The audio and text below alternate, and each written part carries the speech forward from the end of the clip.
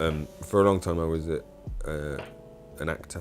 I studied to be an actor, and had an agent, and pursued that whole thing for a while. At the same time, I learned to play the guitar, and I put a band together some years ago. But the whole time I'd been doing those, I'd been working in jobs in bars and in restaurants and coffee shops, and making the money I needed to make to pay my rent, elsewhere. And tattooing allowed me a genuine liberation from that. I've always had a fascination with tattoos. Initially, I thought that I would have to be a machine tattooist. I thought everybody who was a tattooist had to be a machine tattooist. But the first tattoos I'd made by hand. I made my first with a lady called Alicia Cardenas, who showed me how to get ink under the skin on the back of her hand. And then shortly after that, I went to my sister's tattoo studio. She's called Goldilocks. I suppose I drew when I was a kid, but I never really thought about it. But she knew that I could draw. And so she made a living out of drawing. And she also knew that I could draw. She was saying to me, you should really think about it. And I hadn't really thought about it. Not really.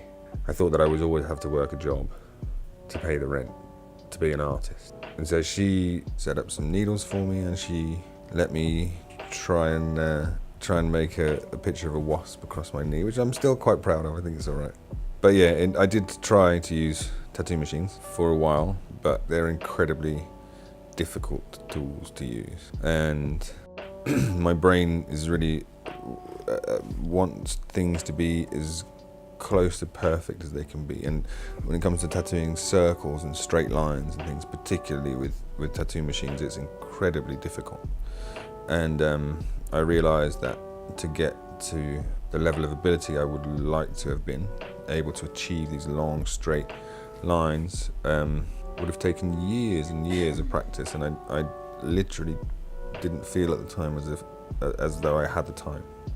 And when I came across the work of a tattooist called Tati Compton, who was working at one of the best tattoo studios in the world, and I realised then that it was possible to be a hand-poke tattooist and to make a career from it. So at that stage, I made that realisation, and I put all of my efforts from then on into hand-poke work. Yeah. I am a hand-poke tattooist, which means that while the majority of machine tattooists will take their needles and load them into a machine and have the machine drive the needle and draw a line like that,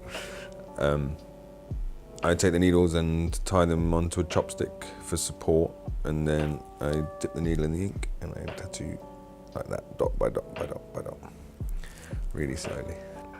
I think being tattooed affects you a great deal as well. I think when we choose to experience pain and not to suffer, I think it has an effect on your ability to deal with all kinds of pain in your life, whether that be emotional or physical or whatever.